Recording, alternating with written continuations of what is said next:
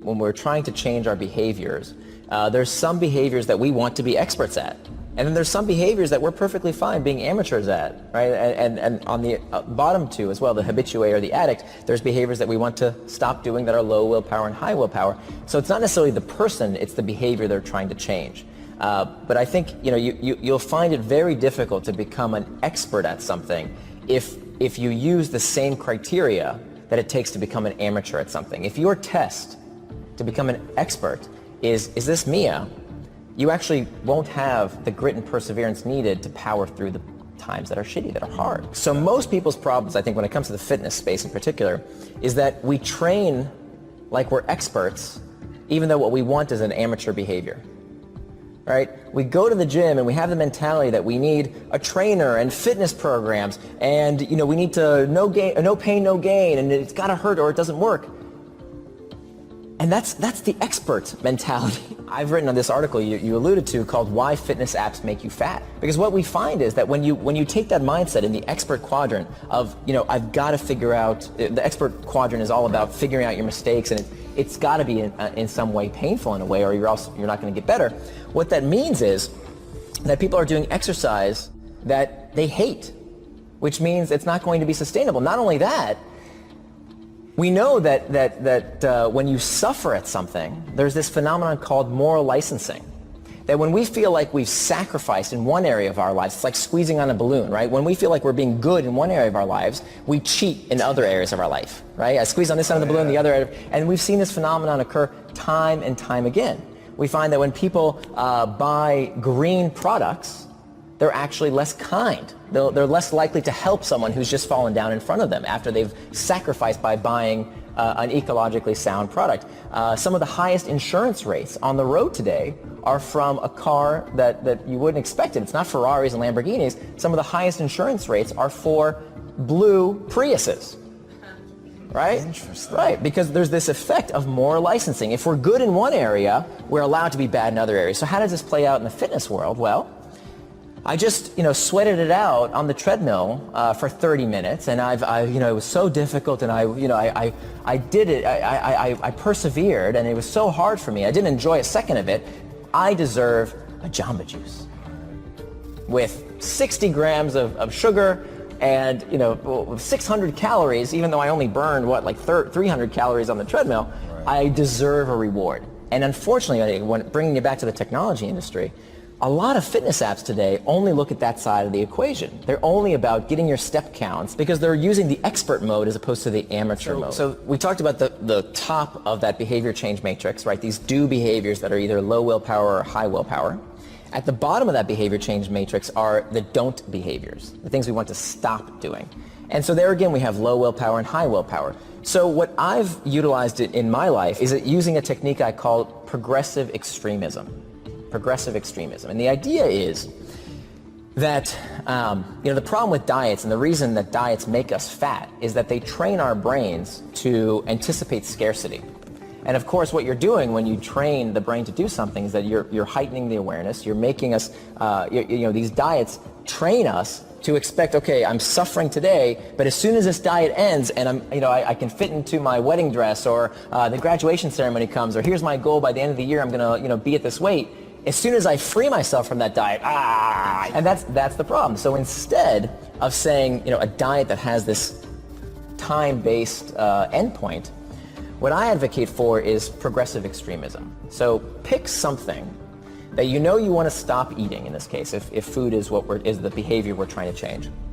And the criteria is pick something that you can give up without too much trouble, but you can give it up for the rest of your life. Why would I want to do something temporarily and then go back to eating the way I used to eat? That doesn't make any sense. Of course I'm going to gain the weight. I want to make a permanent change. And so I started out with the first thing that I excised from my life was candy corn. And so I just cut them out and say, I'm never eating candy corn ever again. And then what happened, and I kept track. I kept track of everything I gave up. And then maybe like a week or two later, I'd assess and say, hey, that wasn't so hard. What else could I give up? And then I would give up another thing and another thing. Then I think the thing I gave up was no sugary drinks in the house. Okay, I could have sugary drinks outside the house, no sugary drinks in the house ever again for the rest of my life. It's a rule, progressive extremism. So I went up this chart, kind of more and more and more things that I was giving up, until I gave up, just last June, I gave up refined sugars completely. It's just not something I do.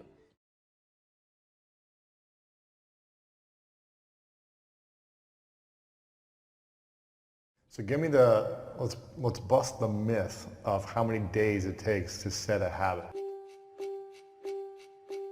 If you do something every single day, and maybe it changes for each person, but what's the science or the statistics say about how long it takes to form a positive or negative habit, I guess? So 21 days is the thing you hear all the time, 30 days, 100 days, whatever.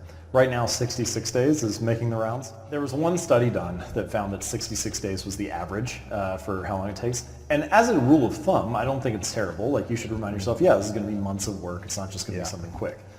But even within that study, the range was quite wide. So if you did something simple, like drink a glass of water at lunch each day, it would take like 3 weeks. If you did something more difficult, like go for a run after work every day, that would be like 7 or 8 months. Well, the honest answer to how long it takes to build a new habit is forever. Because if you stop, then it's no longer a habit. It's a constant choice and a decision, right? Sometimes people ask like, oh, how can I double my productivity or something like that? And you'll see articles like that all the time, like follow this 1 5-minute trick to double your productivity. But the real answer to most of that stuff is like, get 8 hours of sleep a night, exercise, don't eat like crap, and then instantly you have this boost of productivity and motivation. Exactly. I mean, You have energy. The fundamentals are covered 90% of it. Yeah, exactly. What are the 5 non-negotiable habits for you on a daily basis? For me specifically, I think there are a few core habits that are going to serve everybody and certainly serve me well. So exercise is a huge one.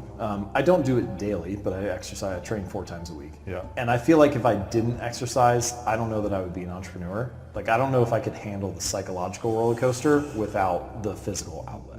The ultimate meta habit is reading. Because if you build a habit of reading, you can solve pretty much any other problem. You want to learn how to be a better podcaster, you can read about that. You want to learn how to meditate, you can read about that. You want to learn how to make more money, you can read about that. And so what you need is to develop a habit of reading, and then whatever problem you're facing at the time, you have a method for solving it. Writing, for me, is huge. I don't actually know what I think about something until I write about it. I find that if Get your ideas, you get it out. If you ask me something right now that I haven't written about before, what is really happening is I'm just talking my emotions. So what I mean is that you'll ask me something and I'll get an implicit feeling about what that topic is. I'll have some intuition, a gut feeling about it, and I'll say whatever that feeling is driving me to say. But I don't actually know if that's what I really think, what I deeply think, until I have the time to sit down, write it out, logically go through it. Because a lot of the time, if you would ask me the same question next week, I might have a different feeling at that time. So I'm talking different emotions. So I think I actually need to have time to sit with it a little bit and write it through to learn what I actually think. When your body is moving, it's very hard for you, one, to not be active mentally. Like, if you think about someone who's shut down mentally, what does their body language look like? They're usually closed off, their arms, like they're sitting, they're not moving very much. Try to be closed off mentally and be dancing physically. It's very hard to do. If your body is moving like that, it's really hard for your mind to be shut down. So that's one thing. It kind of gets like the juices flowing. I wonder about your non-conscious mind being like a bottleneck sometimes. And so if you're moving, if you're walking, it gives your non-conscious mind something to do. So you're like, it gets out of the way. And now you can actually like have this stuff arise or think in a different way than if you're sitting. The winners and losers in a particular domain often have the same goals. Like, every Olympian wants to win a gold medal. Sure. Every job candidate wants to get the job. So if the winners and the losers have the same goal, then the goal cannot be the thing that distinguishes the two. And the thing that distinguishes them is the process, the system behind the goal. Achieving a goal often only changes your life for the moment. It's like, say you're, just take like a simple example. Say you have a messy room, and you get motivated and you set the goal to clean your room. Well, you can do that in an hour and then you have a clean room. But if you don't change the sloppy habits that led to a messy room in the first place, then you just end up with a dirty room again. Yeah. So it's like treating a symptom without treating the cause. And habits are a better solution in that case, because if you fix the inputs, the outputs fix themselves automatically, right? You don't have to fight to have a clean room if you have clean habits. And I think that that's true in a larger sense as well, right? Yeah. People want outcomes. They want to earn more money or lose weight or be more productive or reduce stress. But the outcome is not the thing that needs to change. It's the system that proceeds. Who you want to be.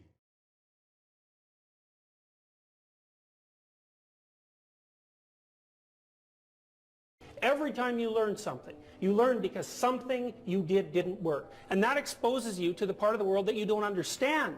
Every time you're exposed to a part of the world that you don't understand, you have the possibility of rebuilding the structures that you use to interpret the world. That's often why it's more important to notice that you're wrong than it is to prove that you're right. One of the things that you're supposed to learn in university is precisely that. It might be useful to listen to people that annoy you on the off chance that they know something that, if they tell you, you can use instead of dying. Talking to people who agree with what you say is like walking around in a desert. You already know everything that they say. The reason you're associating with them in that situation is so that they never say anything that challenges you, because you're afraid that if you go outside of what you understand, that you won't be able to tolerate the chaos. But it isn't the case. People have an unbelievable capacity to face and overcome things they don't understand. And not only that, that's essentially what gives life its meaning. The Buddhists say life is suffering. And you think, well, if that's the case, why bother with it? And people do ask that question, and they ask it in ways that result in their own destruction, and worse, in the destruction of others. So, for example, people who become particularly cruel, particularly in a genocidal manner, are more than willing to dispense with as many human beings as they can possibly train their sights on, because they're so disgusted by the nature of human limitation that they'd rather eradicate it. And lots of people become suicidal because they can't bear the conditions of their own existence. And suffering is real, and it's inescapable. So the question is, what do you do about it? People don't get what they want is because they don't actually figure out what it is. And the probability that you're going to get what would be good for you, let's say, which would even be better than what you want, right? Because, you know, you might be wrong about what you want easily. But maybe you could get what would really be good for you. Well, why don't you? Well, because you don't try. You don't think, okay, here's what I would like if I could have it. And I don't mean in a way that you manipulate the world to force it to deliver you goods for status or something like that. That isn't what I mean. I mean something like, imagine that you were taking care of yourself like you were someone you actually cared for. And then you thought, okay, I'm caring for this person. I would like things to go as well for them as possible. What would their life have to be like in order for that to be the case? Well, people don't do that. They don't sit down and think, all right, you know, let's figure it out. You've got a life. It's hard, obviously. It's like 3 years from now, you can have what you need. You got to be careful about it. You can't have everything. You can have what would be good for you, but you have to figure out what it is, and then you have to aim at it. Well, my experience with people has been is if they figure out what it is that would be good for them, and then they aim at it, then they get it. And it's strange because they don't it's a strange thing. It's not quite that simple because, you know, you may formulate an idea about what would be good for you, and then you take 10 steps towards that and you find out that your formulation was a bit off, and so you have to reformulate your goal. You know, so you're kind of going like this as you move towards the goal. But a huge part of the reason that people fail is because they don't ever set up the criteria for success. And so, since success is a very narrow line and very unlikely, the probability that you're going to stumble on it randomly is 0. And so there's a proposition here, and the proposition is, if you actually want something, you can have it. Now the question then would be, well, what do you mean by actually want? And the answer is that you reorient your life in every possible way to make the probability that that will occur as certain as possible. And that's a sacrificial idea, right? It's like, you don't get everything. Obviously. But maybe you can have what you need. And maybe all you have to do to get it is ask. But the asking isn't a whim or today's wish. It's like, you have to be deadly serious about it. You have to think, okay, like I'm taking stock of myself. And if I was going to live properly in the world and I was going to set myself up such that being would justify itself in my estimation, and I don't mean as a harsh judge, exactly what is it that I would aim at? Sit on your bed one day and ask yourself, what remarkably stupid things am I doing on a regular basis to absolutely screw up my life? And if you actually ask that question, but you have to want to know the answer, right? Because that's actually what asking the question means. It doesn't mean just mouthing the words. It means you have to decide that you want to know. You'll figure that out so fast it'll make your hair curl. It's not an accident that the axiomatic Western...